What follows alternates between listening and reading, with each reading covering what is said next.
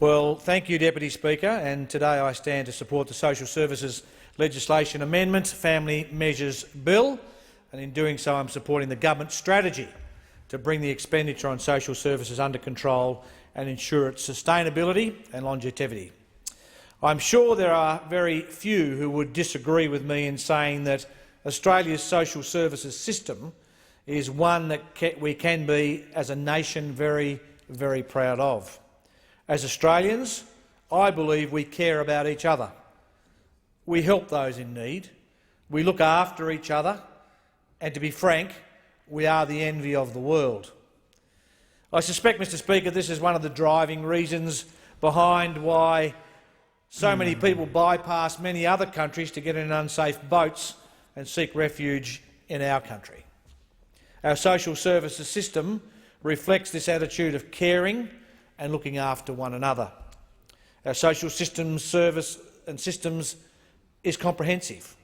On average, approximately 1/3 of Australians are accessing some form of government payment or subsidy. However, with a system so broad, so too comes a degree of overlap, complexity and, dare I say it, more often than we would like, non-compliance. For the average Australian, this makes it challenging to understand which payments they are eligible for, how much they can receive, and what the details of each payment might be. I am sure that members on both sides of the House are familiar with the scenario where constituents come into our offices with an armful of Centrelink paperwork. At the end of the tether they are, because they cannot navigate the complex labyrinth of social security payments in Australia.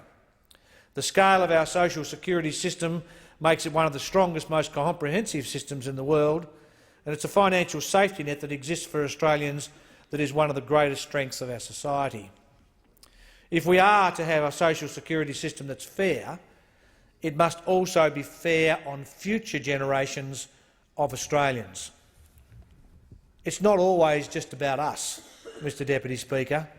It is more often than not about those that come after us. A system that is not sustainable, that costs hundreds of billions of dollars a year and is the fastest growing area of government expenditure, is of concern.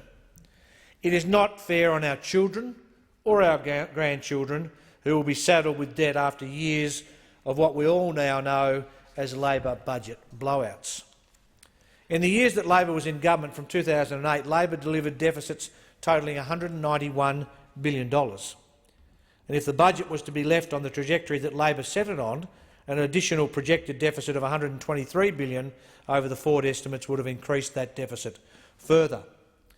I'll digress for a moment and refer to the previous Speaker, the Shadow Minister, in fact, who stood to her feet so proudly and said she's had enough of the members of the government saying that the opposition, the Labor Party, won't support our savings measures.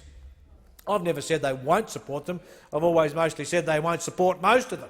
She stood to her feet very proudly and said, "We've helped to save $9 billion. And that's over the Ford estimates, of course. It's not today or tomorrow or this year. It's over the next 3 or 4 years. Well, let me reiterate. In the 6 or 7 years that they were in charge, $191 billion of deficits, and on top of that, projected deficits, if we hadn't have fixed it up or tried to fix it without any help from them, another $123. So $323 billion worth of deficits, and she stands so proudly at the podium to declare that we've helped save $9 billion. Well, thank you, but whoopee-doo. I mean, there is a lot more hard work to be done, and when the hard work needs to be done, you look over your shoulder to have a look to see who's behind you, and you won't find the Labor Party of Australia, that's for sure. We simply cannot continue to spend taxpayers' hard-earned money in the way that we have been, led obviously by the Rudd-Gillard-Rudd government. We can't continue it. It is unsustainable. The bill before the House today, combined with other bills that have come before the House, seeks to simplify our social security system and bring the social security bill to a level that is sustainable into the future. Deputy Speaker, this bill implements 2 key measures. Firstly, the portability of the family tax benefit will be reduced to 6 weeks, and secondly, the large family supplement will be removed. Both of these measures are carefully planned and implemented with targeted exemptions, which I will detail. In reducing the portability of the Family Tax Benefit Part A, and payments that rely on Family Tax B, eligibility will be paid for 6 weeks to recipients who are outside of Australia. This measure will save $42.1 million across the forward estimates, and importantly, there are safeguards in this change that protect families who are overseas advancing Australia's interests. For example, members of the Australian Defence Force or Australian Federal Police who are deployed overseas will not be impacted by this change. Exemptions extend to those who are unable to return to Australia for a valid reason, and the Secretary of the Department of Social Services will retain discretionary ability to extend the 6-week portability period to up to 3 years. It is made clear by this legislation, Mr Deputy Speaker, that for the payments to continue, the receiver of the payment will need to demonstrate a strong connection to Australia. And I would say that I doubt there would be too many Australians that would disagree with that eligibility criteria. The social security system is a residence-based system and designed to help Australians living in Australia with the costs associated with that living in Australia. However, to maintain fairness and equity in the system, the safeguards are in place to ensure that those who are serving our country overseas or those who cannot return through no fault of their own are not unfairly disadvantaged. This is a good part of this change. Mr Deputy Speaker, I support the changes to portability of social security payments, and as I said in the House in speaking on the Social Services Legislation Amendment Budget Repair Bill just last week, the standard we apply in our social services legislation should also extend to past politicians' pensions, as far as I am concerned. If we are to reduce the portability of this to 6 weeks, we should also reduce the portability of past politicians' pensions. And I have written to Mr Porter and Mr Cormann asking that they consider this. I support fairness, and I'm speaking on it here today, and I support equity for Australians, and strongly believe that the standards applied should be applied to all Australians.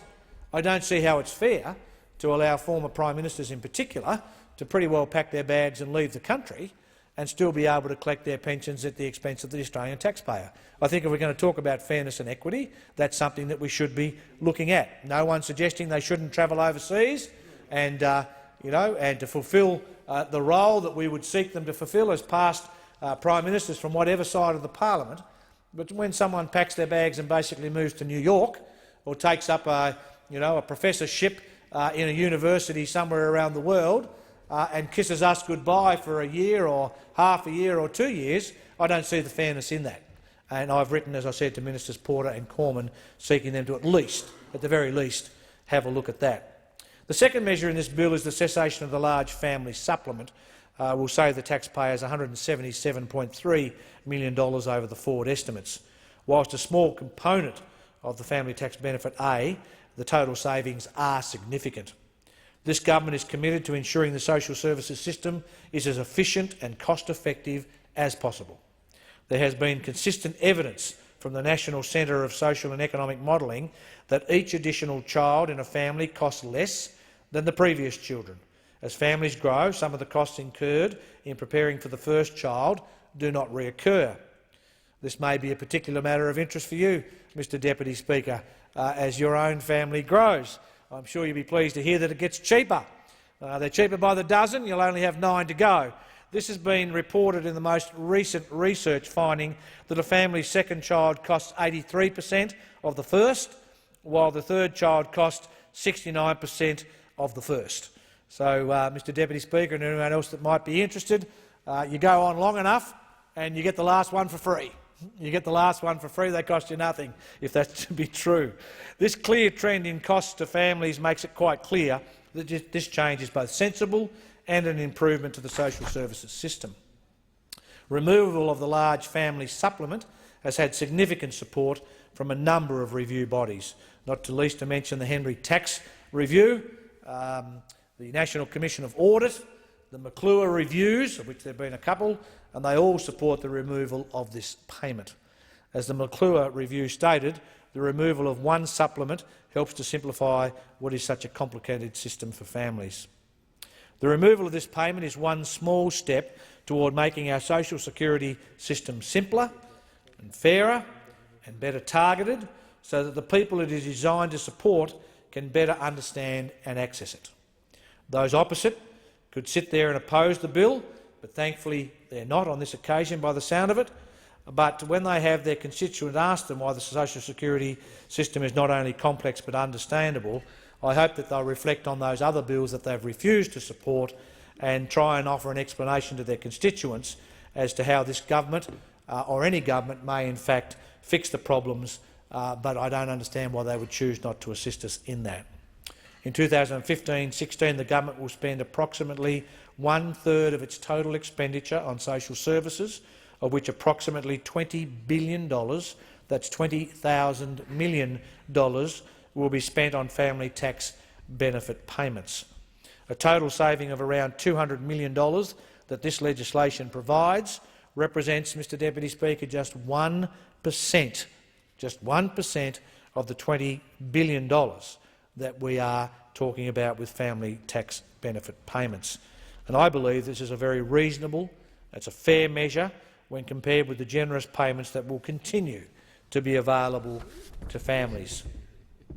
Mr Deputy Speaker, if the Labor Party had not spent so much money and built up such high levels of debt, these measures and many other of the measures that we're seeking to address may not have been necessary. The reality is the Labor debt mess means we are spending $100 million per day more than we are receiving. Let me repeat that. We're spending more than $100 million every day more than receiving. Now, the member who sits alone in the chamber opposite shakes his head. He has no, I think, no shame to sit there to shake his head as if it's not true. Well, it is true that we are spending, as a country, $100 million or in excess of every day more than we are receiving. Now, every day when we wake up, we need to pay well over $30 million in interest payments alone, just to cover the debt that was solely and wholly accrued in the times of the Rudd-Gillard-Rudd governments. They started with a clean sheet, money in the bank, and we ended up in a deep deficit disaster. These savings measures that I stand to speak on today, Deputy Speaker, are appropriate, they're fair and they're reasonable. They allow us to take steps towards reining in the debt disaster that Labor left us.